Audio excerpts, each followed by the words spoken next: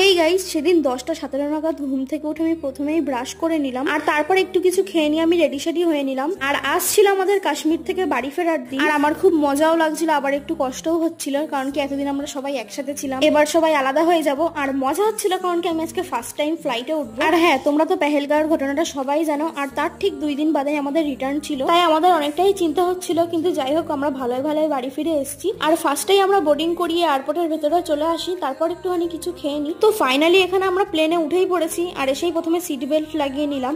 আর এবার আমাদের প্লেন ওড়ার সময়, আর দেখো গাইস এতটা সুন্দর লাগছিল, আর আমার তো খুব মজা হচ্ছিল, আর আমার জীবনে ফার্স্ট ফ্লাইট জার্নি অনেক সুন্দর ছিল। তো এবার আমাদের প্লেন ল্যান্ড করার সময় তারপর আমরা এখান থেকে ব্যাগ কালেক্ট করে নিয়ে গাড়ির কাছে চলে আসি, আর তারপর আমরা একটু ডিনার করতে দাঁড়িয়েছিলাম। আর সত্যি কথা বলতে আমরা কাশ্মীরে ঘুরতে গেছিলাম, আর এদিকে আমাদের সব রিলেটিভস অনেক চিন্তায় ছিল, কারণ কি পেহেলগাঁওয়ের ওই ঘটনাটার জন্য। তাই দিদি এসেছিল আমাদের সাথে দেখা করতে, আর এতদিন পর বাড়ি ফিরে অনেকটা শান্তি লাগছিল। তো বা